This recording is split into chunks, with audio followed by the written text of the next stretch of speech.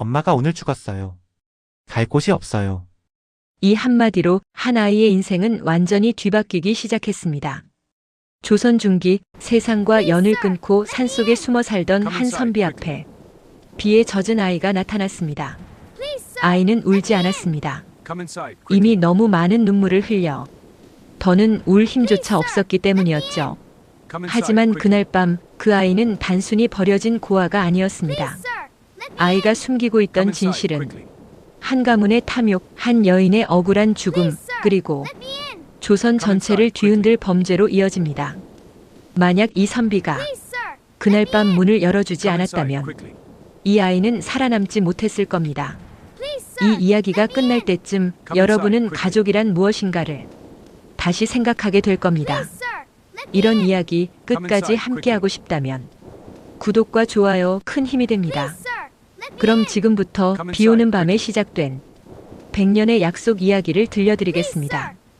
평안도 끝자락 국경과 맞닿은 장터였습니다. 그곳은 원래 사람과 물건이 모이는 곳이었습니다.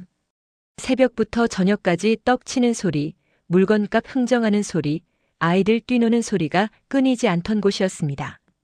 하지만 그날 밤 장터엔 아무 소리도 없었습니다. 외구가 지나간 뒤였습니다. 불은 이미 꺼졌지만 연기는 아직 남아 있었습니다. 타다 만 목재 냄새가 바람에 실려 흩어졌고 재는 비처럼 내렸습니다. 사람들은 모두 떠났거나 숨었거나 죽었습니다. 그 장터 한쪽 무너진 국밥집 처마 아래 한 아이가 웅크리고 앉아 있었습니다. 얼굴은 그을음으로 얼룩져 있었고 옷은 찢어져 있었습니다.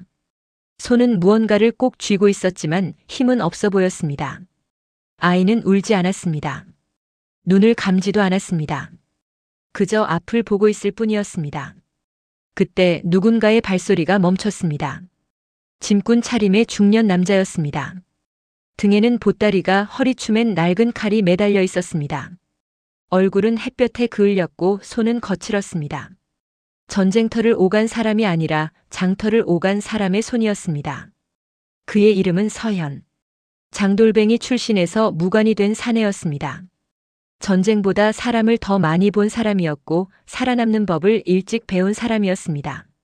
서현은 아이 앞에 멈춰 섰습니다. 말을 걸지 않았습니다. 그저 잠시 바라만 보았습니다. 아이가 먼저 입을 열었습니다. 아저씨, 목소리는 작았습니다. 떨리지도 않았습니다. 오늘 우리 엄마가 죽었어요. 서현은 아무 말도 하지 않았습니다. 아이도 더 이상 말하지 않았습니다. 울지도 않았습니다. 그저 그 자리에 그을음 속에 재 내리는 밤에 그대로 앉아 있었습니다. 서현은 천천히 몸을 돌렸습니다. 아이를 데려갈 생각은 없었습니다. 전쟁통에 짐을 하나 더 얻는 건 어리석은 일이었습니다. 먹일 것도 재울 곳도 정해지지 않은 길이었습니다. 그리고 무엇보다 서현은 사람을 구하는 일에 익숙하지 않았습니다. 그런데 아이가 다시 말했습니다. 갈 곳이 없어요. 서현의 발이 멈췄습니다.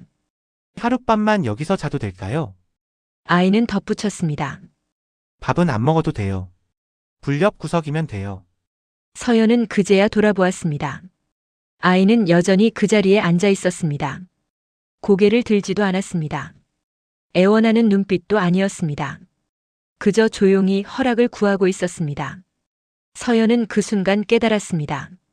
이 아이는 이미 부탁하는 법을 너무 많이 배워버린 아이라는 것을, 살기 위해 고개 숙이는 법을, 거절당해도 다시 묻는 법을, 기대하지 않으면서도 기다리는 법을 이미 알고 있는 아이라는 것을. 서현은 한참을 서 있었습니다. 그리고 천천히 보따리를 내려놓았습니다. 하룻밤, 그가 말했습니다. 하룻밤만이다. 아이는 고개를 끄덕였습니다.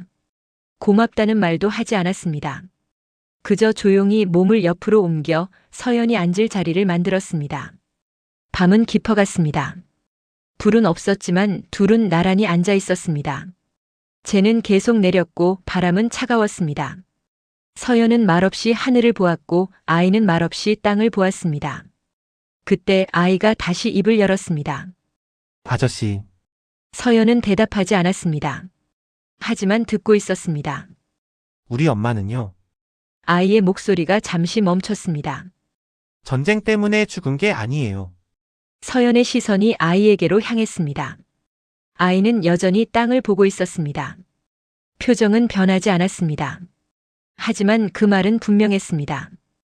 약을 먹고 죽었어요. 장터 관리인 아저씨가 준 약이요. 서연은 아무 말하지 않았습니다. 사람들은 전염병이라고 했어요. 근데 저는 봤어요. 아이의 손이 천천히 주먹을 쥐었습니다. 약 준 다음에 그 아저씨가 웃고 있었어요. 서연의 눈빛이 변했습니다. 그리고 엄마가 죽자마자 장부랑 상자를 챙겨서 사라졌어요. 바람이 불었습니다. 제가 다시 날렸습니다.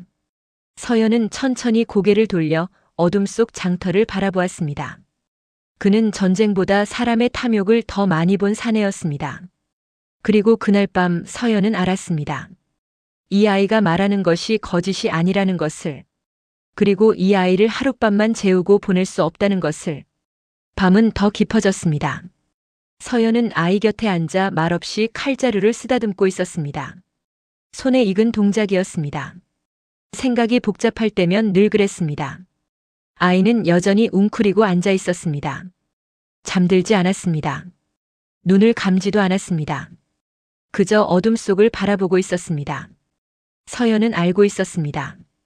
이 아이를 데리고 간다는 건 짐 하나를 더 얻는 일이라는 것을, 먹이고 재우고 지켜야 한다는 것을, 그리고 무엇보다 이 아이의 말이 사실이라면 누군가의 적이 되어야 한다는 것을. 서연은 그런 일에 익숙하지 않았습니다.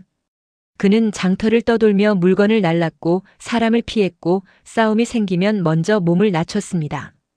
칼은 지니고 다녔지만 꼭 필요할 때만 뽑았습니다. 그것이 오래 사는 법이었습니다. 그런데 지금 그 법칙이 흔들리고 있었습니다. 서연은 천천히 입을 열었습니다. 넌 어디 갈 데 없냐? 아이는 고개를 저었습니다. 친척은? 없어요. 아는 사람은? 다 떠났어요. 서연은 한숨을 쉬었습니다. 깊지도 짧지도 않은 한숨이었습니다. 관아에 가면 밥은 준다. 아이는 대답하지 않았습니다. 거기 가서 사정을 말하면 어디든 보내줄 거다. 아이는 여전히 대답하지 않았습니다. 하지만 몸이 살짝 움츠러들었습니다. 서연은 그 작은 움직임을 놓치지 않았습니다. 관아엔 안 가고 싶은 거냐? 아이가 고개를 끄덕였습니다. 왜? 거기 가면 아이의 목소리가 잠시 멈췄습니다. 제 말 안 믿을 거예요. 서연은 아무 말도 하지 않았습니다. 어른들은 전염병이라고 했어요. 다들 그렇게 말했어요. 아이의 손이 다시 주먹을 쥐었습니다. 근데 저만 약 이야기를 했어요. 그랬더니 아이는 말을 잇지 못했습니다. 서연은 짐작할 수 있었습니다. 아이가 무슨 소리를 들었을지, 어떤 눈빛을 받았을지. 그래서 하룻밤만 달라고 한 거냐? 아이는 고개를 끄덕였습니다.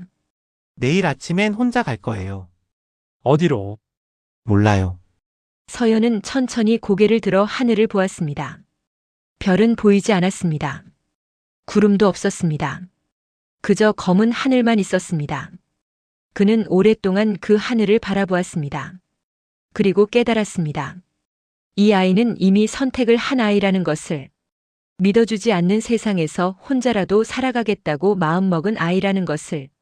그런 아이가 지금 하룻밤의 따뜻함을 구하고 있었습니다. 서연은 천천히 보따리를 풀었습니다. 안에서 낡은 천을 꺼냈습니다. 그리고 말없이 아이 쪽으로 밀었습니다. 덮어라. 아이는 잠시 망설이다가 조용히 천을 받았습니다. 고마워요. 서연은 대답하지 않았습니다. 그저 다시 칼자루를 쓰다듬기 시작했습니다. 바람이 불었습니다. 제가 또 날렸습니다. 두 사람은 말없이 앉아 있었습니다. 하나는 하늘을, 하나는 땅을 보고 있었습니다. 그때 아이가 작게 중얼거렸습니다. 엄마가요 마지막에 그랬어요. 서연은 듣고 있었습니다. 살아남으라고요. 아이의 목소리는 떨리지 않았습니다. 그래서 살아남으려고요. 서연은 천천히 고개를 돌려 아이를 보았습니다. 아이는 여전히 땅을 보고 있었습니다. 눈물은 없었습니다. 표정도 변하지 않았습니다. 하지만 그 작은 몸은, 그 작은 목소리는 분명히 말하고 있었습니다. 나는 아직 포기하지 않았다고. 서연은 그제야 알았습니다. 이 아이는 부탁하는 법만 배운 게 아니라는 것을, 살아남는 법도 배웠다는 것을, 그리고 그 법을 지금 이 순간에도 쓰고 있다는 것을. 서연은 천천히 입을 열었습니다. 네 엄마 이름이 뭐였냐? 아이가 고개를 들었습니다. 김씨요. 김정순이요. 장부를 가져간 사람은? 관리인 박서방이요. 얼굴은 기억하냐? 네. 서연은 고개를 끄덕였습니다. 그럼 됐다. 아이는 무슨 뜻인지 몰라 서연을 바라보았습니다. 서연은 다시 하늘을 보았습니다. 하룻밤만 재우고 보낼 생각이었다. 바람이 불었습니다. 근데 서연은 말을 멈췄습니다. 그리고 천천히 이어 말했습니다. 내가 널 데리고 간다. 아이의 눈이 커졌습니다. 이름도 신분도 다시 만들어주마. 서연은 아이를 똑바로 보았습니다. 대신 넌 내 말을 따라야 한다. 묻지 말고 의심하지 말고 따라와야 한다. 아이는 아무 말도 하지 못했습니다. 할 수 있겠냐? 아이는 천천히 고개를 끄덕였습니다. 서연은 다시 칼자루에 손을 얹었습니다. 그럼 자거라. 내일부터는 긴 길이다. 아이는 천을 몸에 감았습니다. 그리고 천천히 눈을 감았습니다. 서연은 밤새 잠들지 않았습니다. 그는 어둠 속 장터를 바라보며 생각했습니다. 장터 관리인 박서방. 장부를 챙겨 사라진 자. 약을 건네고 웃었던 자. 서연은 그런 자들을 많이 봤습니다. 전쟁통에 재난 속에 사람들이 죽어갈 때 돈을 챙기는 자들을. 그리고 그는 알고 있었습니다. 그런 자들은 반드시 흔적을 남긴다는 것을. 탐욕은 언제나 꼬리를 남긴다는 것을. 서연은 천천히 칼을 빼어들었습니다. 달빛도 없는 밤이었지만 칼날은 희미하게 빛났습니다. 그는 그날 밤 처음으로 다짐했습니다. 짐이 아닌 사람을 지키기 위해 칼을 잡겠다고. 그리고 그 선택이 무엇을 불러올지 그는 그때는 알지 못했습니다. 사흘이 지났습니다. 서현과 아이는 장터를 떠나지 않았습니다. 사람들은 하나둘 돌아왔고 불탄 자리를 치우기 시작했습니다. 장터는 천천히 숨을 되찾고 있었습니다. 서연은 말이 없었습니다. 아이도 묻지 않았습니다. 둘은 장터 끝 빈 헛간에 머물며 사람들을 지켜보았습니다. 낮에는 서연이 나가고 아이는 헛간에 남았습니다. 밤이 되면 서연이 돌아왔고 둘은 말없이 마주 앉았습니다. 그렇게 사흘째 밤이었습니다. 아이는 서연이 가져온 죽을 천천히 먹고 있었습니다. 서연은 그 모습을 지켜보다가 조용히 입을 열었습니다. 네 엄마가 죽던 날 다시 말해봐라. 아이의 손이 멈췄습니다. 처음부터. 천천히. 아이는 숟가락을 내려놓았습니다. 그리고 천천히 고개를 들었습니다. 아침부터 엄마 몸이 안 좋았어요. 서연은 고개를 끄덕였습니다. 열이 나고 기침을 했어요. 사람들이 그랬어요. 전염병 같다고. 그래서 박서방이 왔어요. 약을 가지고. 아이의 목소리가 낮아졌습니다. 엄마한테 이거 먹으면 나을 거라고 했어요. 관아에서 받아온 거라고. 네 엄마는 그걸 믿었냐? 네. 아이는 잠시 말을 멈췄습니다. 엄마는 박서방을 믿었어요. 장터에서 오래 일했으니까요. 서연은 아무 말 없이 듣고 있었습니다. 약을 먹고 1시즌쯤 지났어요. 그때 엄마가 쓰러졌어요. 아이의 손이 천천히 주먹을 쥐었습니다. 사람들이 모였어요. 근데 박서방은 안 왔어요. 한참 뒤에 왔어요. 그때 뭐라고 했냐? 안 됐다고 했어요. 전염병이 심해서 그렇다고. 아이는 천천히 숨을 들이쉬었습니다. 근데 저는 봤어요. 뭘? 박서방이 웃고 있었어요. 서연의 눈빛이 변했습니다. 입으론 안 됐다고 하면서 눈은 웃고 있었어요. 아이의 목소리는 떨리지 않았습니다. 하지만 그 말은 분명했습니다. 그리고 사람들이 엄마 몸을 옮기고 나서 박서방이 우리 집에 들어갔어요. 혼자? 네. 저는 숨어서 봤어요. 뭘 가져갔냐? 장부요. 엄마가 쓰던 장부. 그리고 작은 상자요. 서연은 천천히 고개를 끄덕였습니다. 그 상자엔 뭐가 있었냐? 돈이요. 엄마가 모아둔 돈.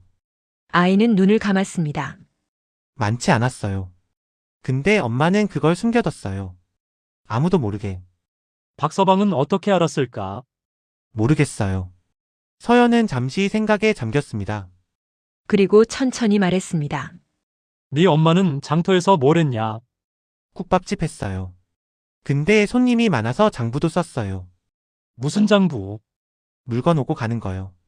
누가 얼마 가져갔는지, 누가 얼마 갚았는지. 서연의 손이 멈췄습니다. 장터 전체 장부냐?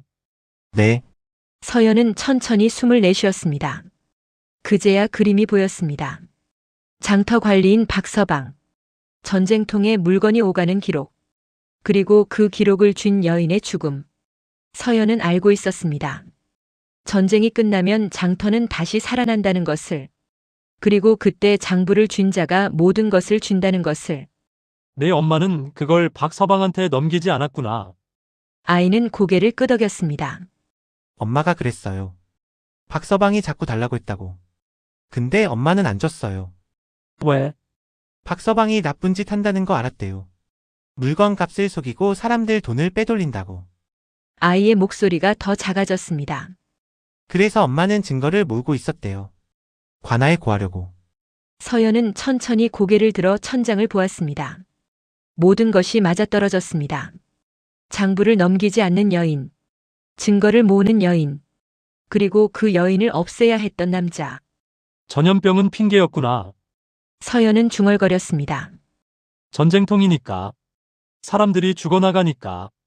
한 명쯤 더 죽어도 아무도 의심하지 않는다.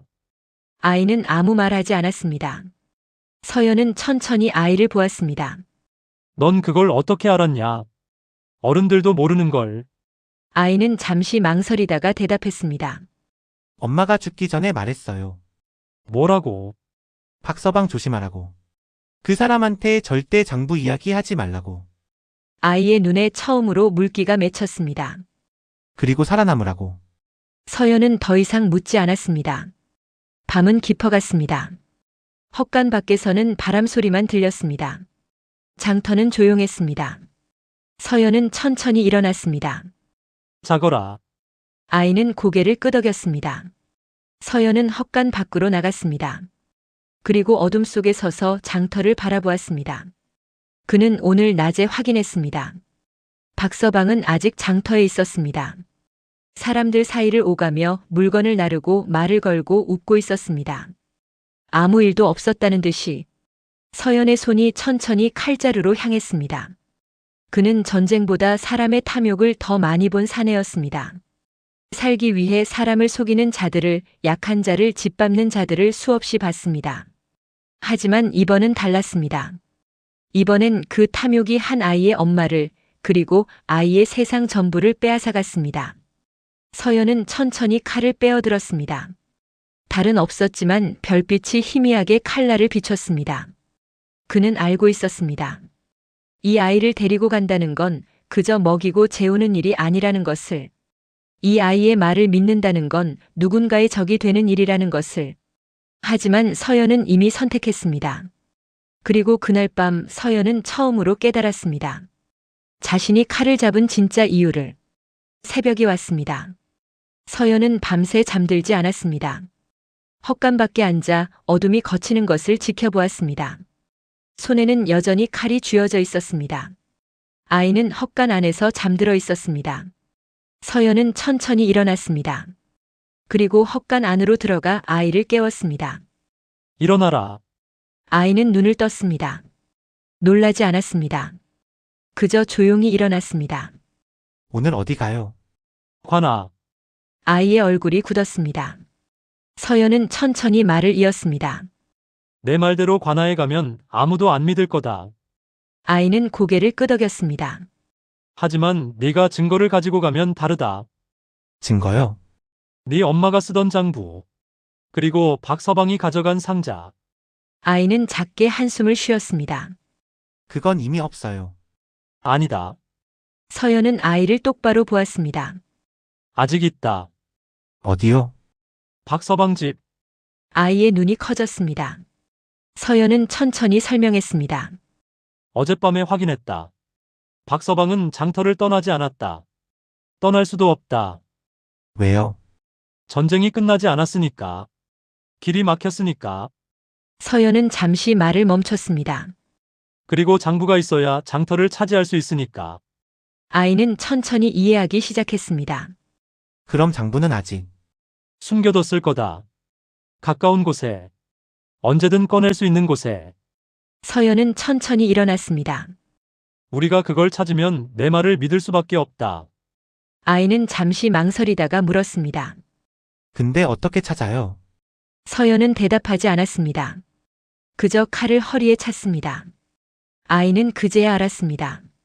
서연이 무엇을 하려는지. 아저씨, 따라와. 서연은 헛간을 나섰습니다. 아이는 잠시 서 있다가 천천히 뒤를 따랐습니다. 두 사람은 장터를 가로질렀습니다. 아직 해가 완전히 뜨지 않은 시각이었습니다. 장터는 조용했습니다. 사람들은 아직 깨어나지 않았습니다. 서연은 걸음을 멈추지 않았습니다. 아이는 뒤에서 따라왔습니다. 그리고 한 집 앞에 멈춰 섰습니다. 낡은 기와집이었습니다. 크지 않았지만 장터에서는 제법 괜찮은 집이었습니다. 여기에요. 아이가 작게 말했습니다. 박서방 집. 서연은 고개를 끄덕였습니다. 그리고 천천히 문 앞으로 다가갔습니다. 문은 잠겨 있지 않았습니다. 서연은 문을 밀었습니다. 삐걱거리는 소리가 났습니다. 안은 어두웠습니다. 서연은 안으로 들어갔습니다. 아이는 밖에서 지켜보았습니다. 한참이 지났습니다. 아이는 숨을 죽이고 서 있었습니다. 손은 떨리고 있었습니다. 그때 서연이 나왔습니다. 손에는 작은 상자가 들려 있었습니다. 이거 네가 본 상자냐? 아이는 천천히 고개를 끄덕였습니다. 안에 뭐가 있었냐? 돈이요. 그리고 아이는 잠시 생각하다가 말했습니다. 작은 종이 쪽지들요. 서연은 상자를 열었습니다. 안에는 돈이 있었습니다. 그리고 작게 접힌 종이들이 있었습니다.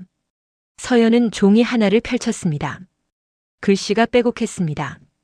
이름, 날짜, 금액. 장부였습니다. 서연은 천천히 고개를 끄덕였습니다. 네 엄마가 따로 베껴둔 거로구나. 아이는 아무 말도 하지 못했습니다. 서연은 상자를 닫았습니다. 그리고 아이를 보았습니다. 이제 관하로 간다. 아이는 고개를 끄덕였습니다. 하지만 그때였습니다. 거기 누구냐? 뒤에서 목소리가 들렸습니다. 서연은 천천히 돌아섰습니다. 한 남자가 서 있었습니다. 장터 옷을 입고 얼굴은 부어 있었습니다. 박서방이었습니다. 넌 누군데 남의 집에 들어와? 박서방은 소리쳤습니다. 서연은 아무 말하지 않았습니다. 그저 상자를 들어보였습니다. 박서방의 얼굴이 변했습니다. 그건 내 거다. 내놔. 박서방이 달려들었습니다. 서연은 움직이지 않았습니다. 그리고 박서방이 가까이 왔을 때 천천히 칼을 빼어들었습니다. 칼날이 아침 햇살에 반짝였습니다. 박서방은 그 자리에 멈춰 섰습니다. 이걸 들고 관하로 간다. 서연의 목소리는 낮았습니다. 네가 무슨 짓을 했는지 다 밝혀질 거다. 박서방의 얼굴이 하얗게 질렸습니다. 이 사람이 미쳤구나. 관아? 무슨 소리야? 김정순을 죽인 일, 서연은 차분하게 말했습니다. 장부를 훔친 일, 상자를 가져간 일. 박서방은 뒤로 물러섰습니다. 증거가 어디 있어? 그 여자는 전염병으로 죽었어. 여기 있다. 서연은 상자를 들어보였습니다. 그리고 여기도 있다. 서연은 아이를 가리켰습니다. 박서방의 시선이 아이에게로 향했습니다. 그리고 그제야 알아봤습니다. 내가. 박서방은 말을 잇지 못했습니다. 아이는 박서방을 똑바로 보았습니다. 떨리지 않았습니다. 피하지도 않았습니다. 제가 다 봤어요. 아이의 목소리는 작았지만 분명했습니다. 약 주는 것도, 웃는 것도, 상자 가져가는 것도. 박서방은 뒤로 비틀거렸습니다. 이건 오해야. 내가 그런 짓을. 관아에 가서 말해라. 서연이 칼을 거두었습니다. 거기서 내 결백을 증명하면 된다. 박서방은 숨을 헐떡였습니다. 그리고 갑자기 돌아서서 달리기 시작했습니다. 서연은 뒤쫓지 않았습니다. 아이가 물었습니다. 안 쫓아가요. 필요 없다. 서연은 장터를 바라보았습니다. 해가 떠오르고 있었습니다. 사람들이 하나둘 깨어나고 있었습니다. 저 사람은 이 장터를 떠날 수 없다. 서연은 상자를 품에 안았습니다. 그리고 우리가 관아에 이걸 가져가면 끝이다. 아이는 천천히 고개를 끄덕였습니다. 서연은 아이의 어깨에 손을 얹었습니다. 가자. 이제 네 엄마의 죽음을 밝힐 시간이다. 두 사람은 천천히 걸었습니다. 장터는 조용히 깨어나고 있었습니다. 사람들은 아직 아무것도 모르고 있었습니다. 하지만 서연은 알고 있었습니다. 오늘 이 장터에서 진실이 드러날 거라는 것을, 그리고 그 진실은 한 아이의 용기에서 시작되었다는 것을 서연은 그날 아침 처음으로 깨달았습니다. 자신이 이 아이를 데리고 가기로 한 선택이 옳았다는 것을, 그리고 이 선택이 두 사람의 삶을 완전히 바꿔놓을 거라는 것을. 관아는 장터에서 반시진 거리에 있었습니다. 서현과 아이는 말없이 걸었습니다. 상자는 서연의 품에 안겨 있었고 아이는 그 옆을 따라왔습니다. 해는 이미 중천에 떠 있었습니다. 관아 앞에 도착했을 때 문지기가 두 사람을 막아섰습니다. 무슨 일이냐? 고할 일이 있어. 서연은 짧게 대답했습니다. 장터에서 사람이 죽었어. 그 일을 밝히러 왔어. 문지기는 서연을 위아래로 훑어보았습니다. 그리고 아이를 보았습니다. 전염병 건이냐? 아니요. 그럼 독살이요. 문지기의 얼굴이 굳었습니다. 안으로 들어가시오. 관아 안은 넓었습니다. 마당 한쪽에 사람들이 모여 있었습니다. 민원을 기다리는 이들이었습니다. 서현과 아이는 한쪽 구석에 앉아 차례를 기다렸습니다. 한 시즌이 지났습니다. 아이는 가만히 앉아 있었습니다. 손을 무릎 위에 모으고 앞을 바라보고 있었습니다. 서연은 그 모습을 보며 생각했습니다. 이 아이는 이미 너무 많이 기다려본 아이라는 것을. 그때 관리 하나가 나와 이름을 불렀습니다. 서연, 서연은 일어났습니다. 아이도 따라 일어났습니다. 둘은 안으로 들어갔습니다. 방 안에는 사또가 앉아 있었습니다. 나이는 50쯤 되어 보였습니다. 수염이 희끗했고 눈빛은 날카로웠습니다. 고할 일이 무엇이냐? 사또가 물었습니다. 서연은 천천히 앞으로 나가 상자를 내려놓았습니다. 장터에서 김정순이라는 여인이 죽었습니다. 들었다. 전염병이라 했지. 아닙니다. 서연은 고개를 저었습니다. 독살입니다. 사또의 눈빛이 변했습니다. 근거가 있느냐? 여기 있습니다. 서연은 상자를 열었습니다. 안에서 종이 쪽지들을 꺼냈습니다.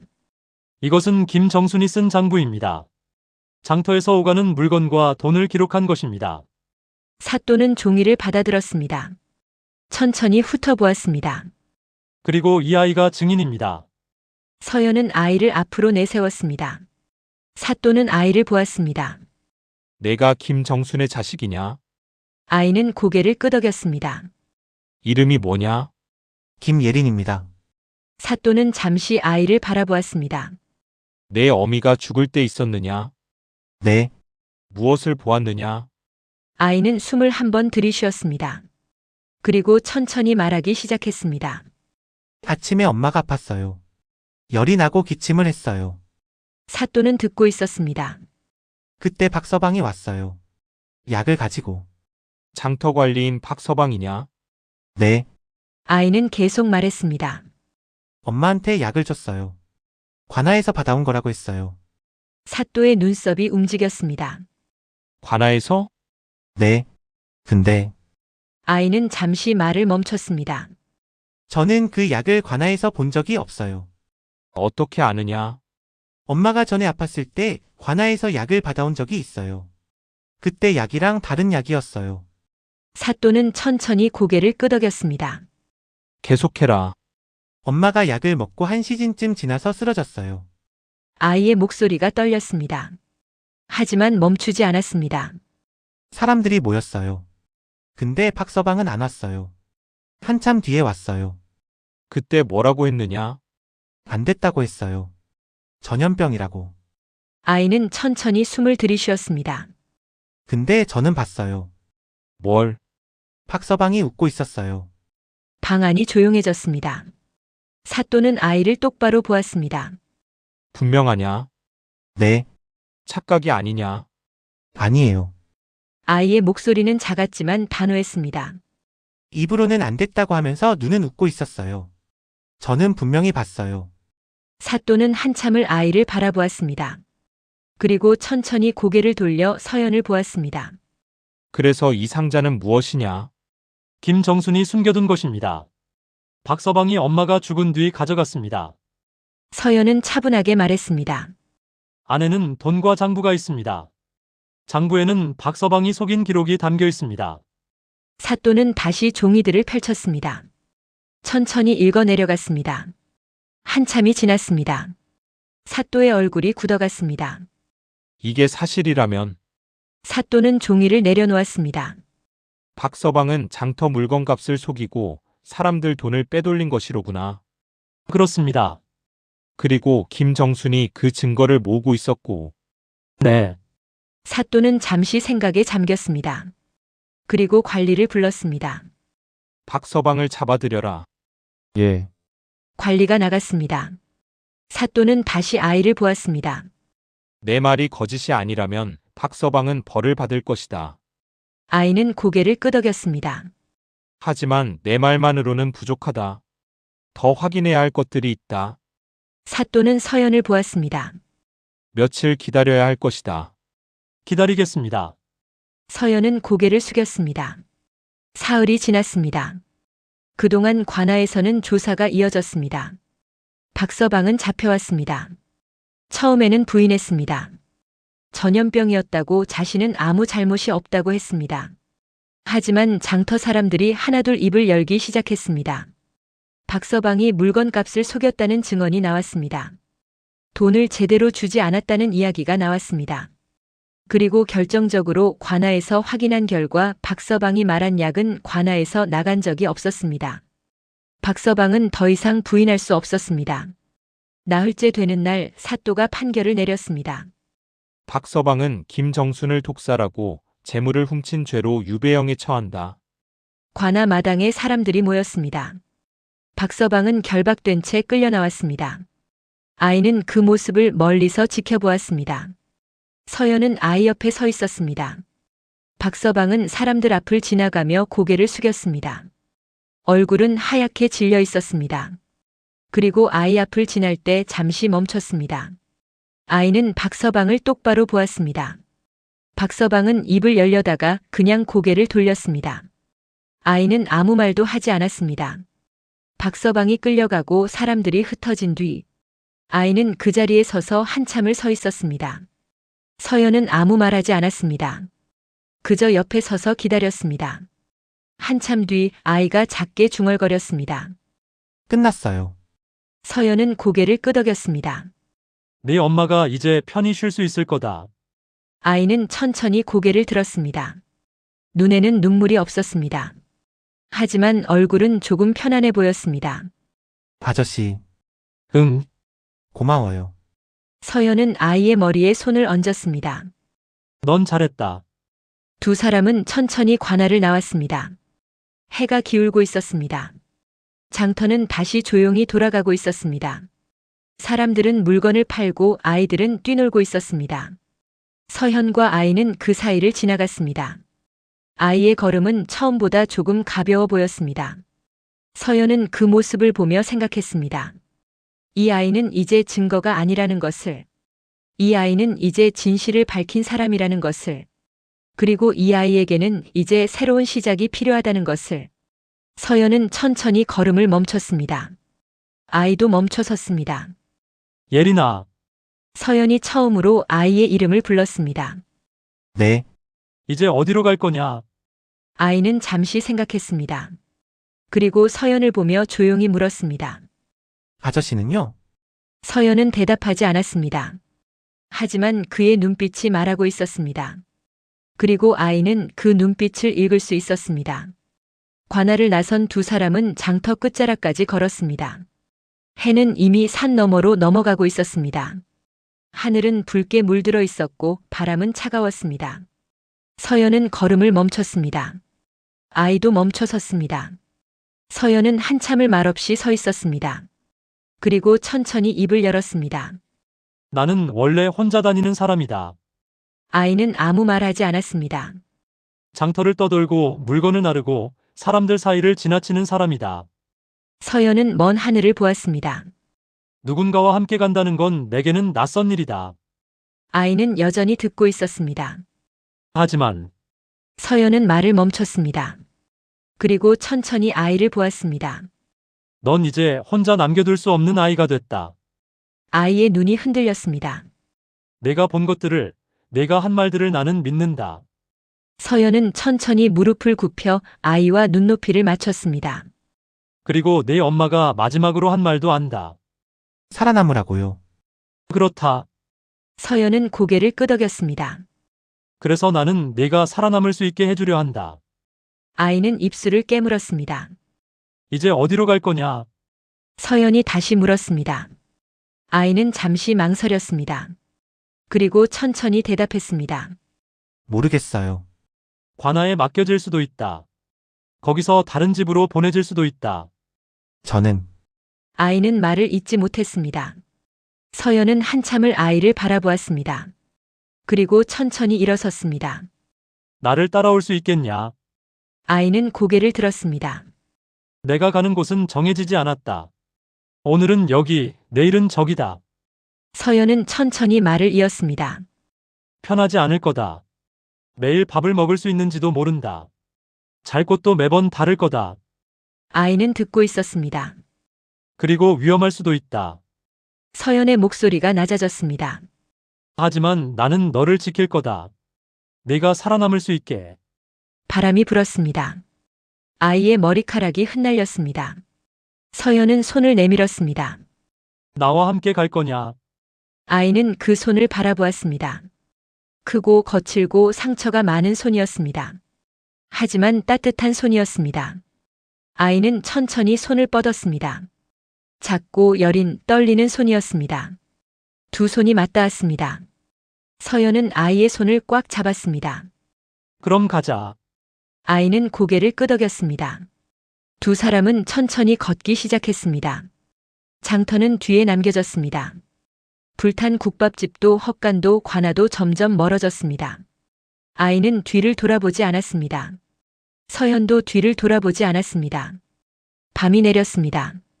두 사람은 길가에 멈춰 섰습니다. 큰 나무 아래였습니다. 서연은 보따리를 내려놓았습니다. 그리고 불을 피웠습니다. 불은 작았지만 따뜻했습니다. 아이는 불 옆에 앉았습니다. 서연도 앉았습니다. 둘은 말없이 불을 바라보았습니다. 한참 뒤 아이가 조용히 물었습니다. 아저씨, 응, 저 이제 어떻게 살아야 해요? 서연은 잠시 생각했습니다. 그리고 천천히 대답했습니다. 하루하루 사는 거다. 하루하루요? 그렇다. 오늘을 살고, 내일을 살고, 그 다음 날을 산다. 서연은 불을 바라보았습니다. 그러다 보면 어느새 한 달이 지나 있고, 1년이 지나 있을 거다. 아이는 천천히 고개를 끄덕였습니다. 힘들면 쉬어도 돼요. 그럼, 무서우면 말해도 돼요. 언제든, 아이는 작게 미소 지었습니다. 서연도 처음으로 작게 미소 지었습니다. 그날 밤 두 사람은 나무 아래서 잠들었습니다. 불은 밤새 꺼지지 않았습니다. 서연은 밤새 한 번씩 깨어 불을 지폈습니다. 그리고 아이가 편히 자고 있는지 확인했습니다.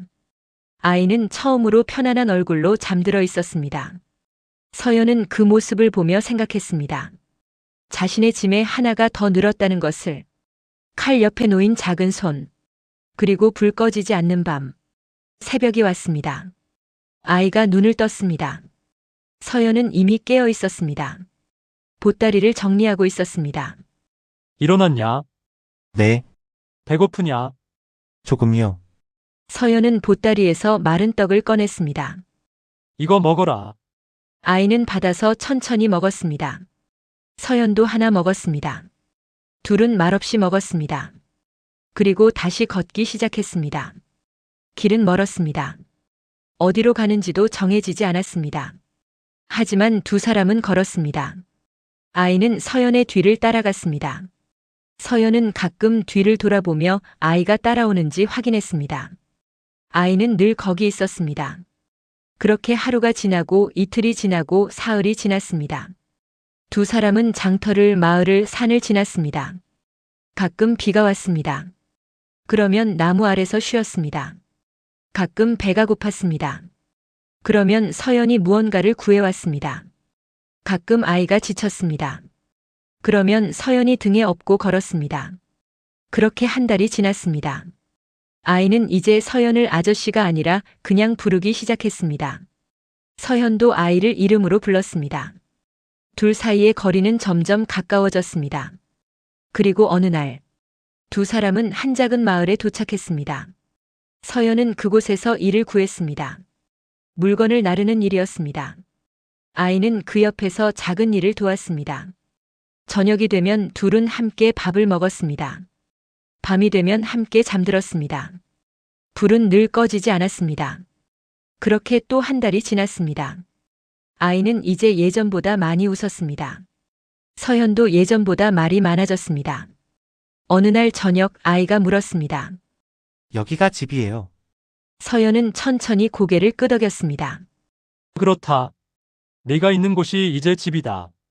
아이는 작게 웃었습니다. 그럼 저도 이제 집이 생긴 거예요. 그렇지. 서연은 아이의 머리를 쓰다듬었습니다. 넌 이제 혼자가 아니다. 아이는 고개를 끄덕였습니다. 그리고 작게 중얼거렸습니다. 엄마 저 잘 살고 있어요. 바람이 불었습니다. 불이 흔들렸습니다. 하지만 꺼지지 않았습니다. 서연은 하늘을 보았습니다. 별이 떠 있었습니다. 그는 생각했습니다. 자신이 이 아이를 만난 것이 우연이었는지 아니면 정해진 일이었는지 어쩌면 둘 다 아닐지도 몰랐습니다. 다만 분명한 건 이제 자신의 삶에 이 아이가 있다는 것, 그리고 이 아이의 삶에 자신이 있다는 것. 서연은 천천히 눈을 감았습니다. 그리고 작게 중얼거렸습니다. 잘 자거라, 예린아. 네 아저씨도요. 불은 밤새 타올랐습니다. 두 사람은 편히 잠들었습니다. 그리고 그날 밤 아무도 모르는 사이 작은 손이 큰 손을 꼭 잡고 있었습니다. 서로를 놓치지 않으려는 듯, 서로를 지키려는 듯, 그렇게 두 사람의 새로운 삶이 시작되었습니다.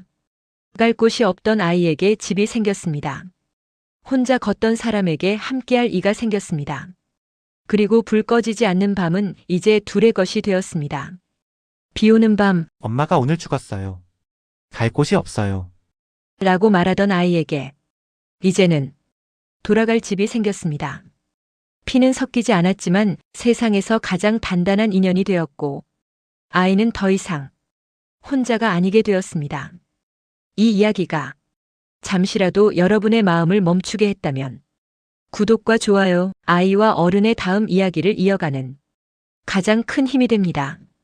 세상 어딘가에서 오늘도 누군가는 누군가의 처음 만난 어른이 되고 있을지도 모릅니다. 지금까지 비 오는 밤에 시작된 100년의 약속 이야기였습니다.